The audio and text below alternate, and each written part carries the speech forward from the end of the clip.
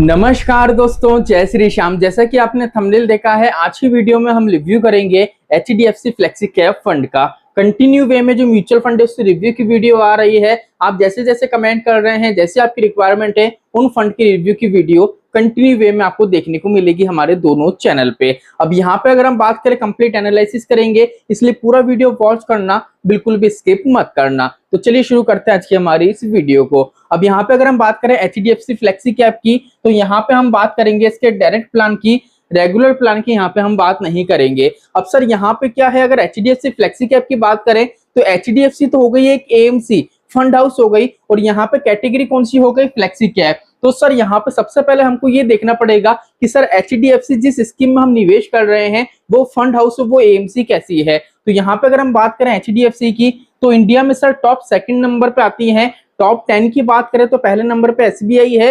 Top second की बात करें तो एचडीएफसी आपको देखने को मिलेगी। अब यहाँ पे बात करें एचडीएफसी के जितने भी फंड मार्केट में अभी अवेलेबल हैं, उन सभी का टोटल एयूएम अगर हम देखें तो 9,34,000 के करोड़ के आसपास का आपको देखने को मिलेगा। लेकिन एचडीएफसी फ्लेक्सी कैप फंड है, अगर इसके फंड साइज की हम बात करें तो यहाँ पे 1,01,821 करोड़ का आपको टोटल एयूएम देखने को मिलेगा। अगर इस फंड की बात करें तो 5 स्टार की रेटिंग देखने को मिलेगी। तो यहाँ पे अगर हम बात करें, एएमसी तो काफी अच्छी है। अब बात करते हैं डिटेल में इस फंड की कि किस तरीके का फंडामेंटल है और किस तरीके से यहाँ पे निवेश करा जाता है। अगर इस फंड की बात करें तो यहाँ पे इक्विटी के अंदर आपका जो एक्सपोजर होता है वो 92.72 है, और यहाँ पे डेप्थ की बात करें तो 0.50 का है। रियल एस्टेट की बात करें तो 2.23 पैसा यहाँ पे निवेश हो रहा है, और कैश के रूप में यहाँ पे देख लीजिए 5% के रूप में होल्ड हो रहा है। अगर आप इस फंड में निवेश करते हो तो यहाँ पे क्या होगा, जो आपने देखा होगा कि सर कुछ इन्वेस्टर होते हैं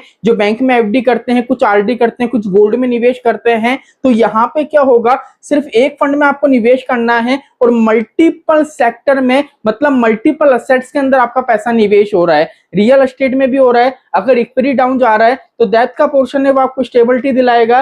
रियल एस्टेट है, यहाँ से ग्रोथ देखने को मिलेगी। अगर मान लीजिए डेप्थ डाउन जा रहा है तो इक्विटी वाला पोर्शन ही आपको ग्रोथ बना के दिलाएगा। मतलब डाइवर्सिफिकेशन यहाँ पे अच्छा खासा हमको देखने को मिल रहा है। तो उस तौर पे देखें तो अभी तक तो इस फंड की कंडीशन अच्छी है सर। चलिए अब सेकंड तौर पे देखें तो सर यहाँ पे इक्विटी में जो एक्सपोजर लगा है 92.72। अगर बात करें तो होल्डिंग के रूप में जो पैसा निवेश हो रहा है वो टोटल होल्डिंग देखने को मिलेगी 65। मतलब यहाँ पे अगर निवेश करोगे तो स्टॉक मार्केट में आपका जो पैसा निवेश हो रहा है टोटल यहाँ पे 65 स्टॉक के अंदर आपका पैसा निवेश होगा। अब यहाँ पे बात करें 65 स्टॉक हैं, उसमें भी काफी ज्यादा डाइवर्सिफिकेशन देखने को मिलेगा, क्योंकि हम जिस फंड में निवेश कर रहे हैं वो है flexi cap category. Flexi cap का मतलब ये होता है जो इन्वेस्टर को स्टेबिलिटी दिलाए। इसमें क्या होता है, सेबी का नियम है कि कोई भी इन्वेस्टर अगर फ्लेक्सी कैप फंड्स में निवेश करें तो उसका 75% पैसा है वो कहां जा निवेश होना चाहिए, लार्ज कैप के अंदर।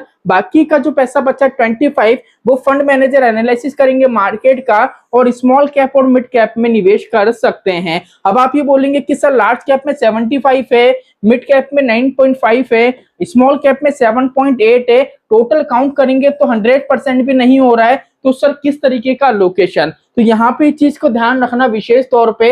यहाँ पे डेप्थ का पोर्शन भी जुड़ा हुआ है और रियल एस्टेट का पोर्शन भी जुड़ा हुआ है।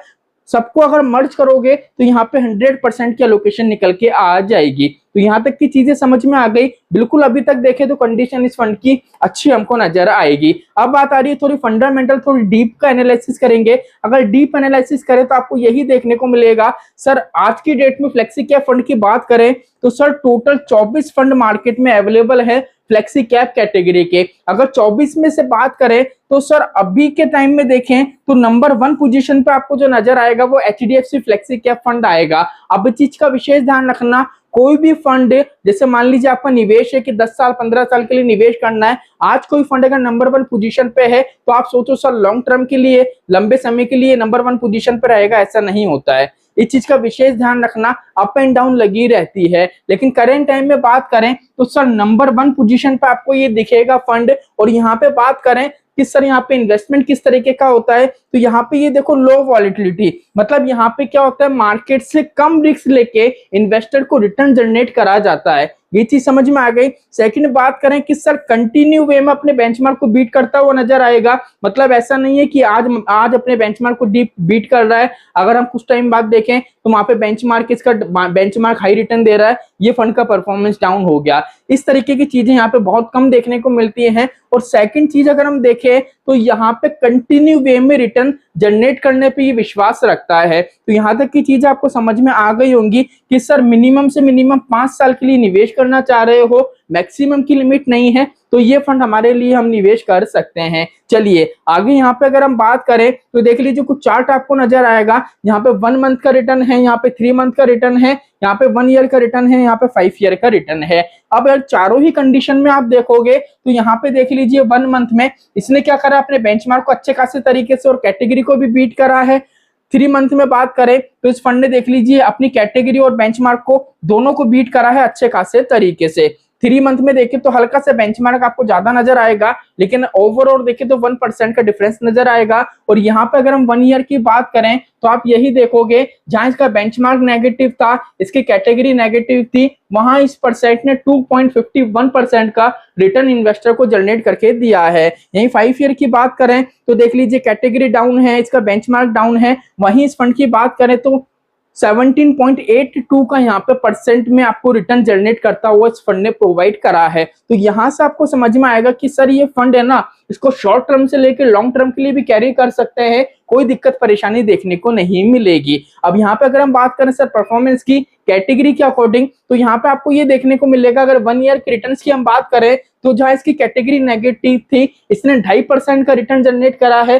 3 साल की बात करें, इसकी कैटेगरी में 13% का पॉजिटिव रिटर्न था, वहां इसने 18% से ज्यादा का रिटर्न जनरेट करा है। 5 ईयर की बात करें तो कैटेगरी 11% पे है और ये फंड 17% पे नजर आएगा। और यहीं 10 साल की बात करें तो कैटेगरी का जो एवरेज है वो 13.5% है और इस फंड का एवरेज अगर आप देखोगे तो 16.5% से ज्यादा का देखने को मिलेगा। तो यहाँ से यही चीज आपको पता पड़ेगी कि सर इस फंड में अगर हम निवेश कर रहे हैं ना तो स्टेबिलिटी अच्छी खासी मिलेगी और कंटिन्यू वे में ग्रोथ हमको देखने को मिलेगी, क्योंकि ये फंड है सर मार्केट से कम रिस्क लेके कंटिन्यू वे में ग्रोथ हमको बना के देता है। अब चलिए आगे की तरफ अगर हम चले तो यहाँ पे कुछ सेक्टर्स आपको देखने को मिलेंगे, सेक्टर मल्टीपल देखने को मिलेंगे, लेकिन मोस्टली जो इसमें सेक्टर आपको देखने को मिलेंगे इंपॉर्टेंट वो ये सेक्टर देखने को मिलेंगे जिसमें फाइनेंशियल का देख लीजिए 24% का है। और फाइनेंशियल सेक्टर के अंदर जो बैंक में प्राइवेट सेक्टर है उसका अलोकेशन इनने अलग से रखा है 10% के आसपास का।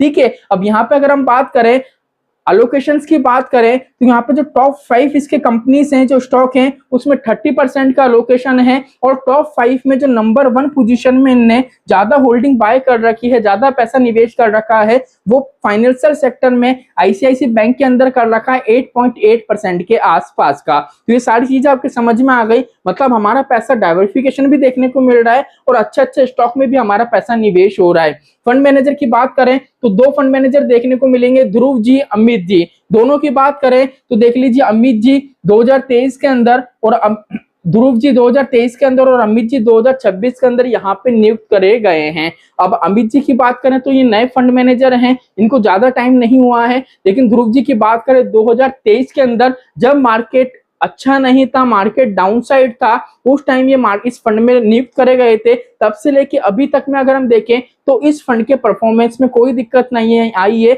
जहां मार्केट डाउन साइड जा रहा है वहां ये पॉजिटिव वे में ग्रोथ बना के निवेशकों को दे रहा है। तो यहां से आपको ये समझ में आएगा कि फंडामेंटल स्ट्रांग है। अब आपको ये देखना है कि इस फंड में निवेश करना चाहिए या नहीं। तो चलिए आज के लिए इतना ही, मिलते हमारी नेक्स्ट वीडियो में। जय श्री श्याम दोस्तों, जय श्री राधे।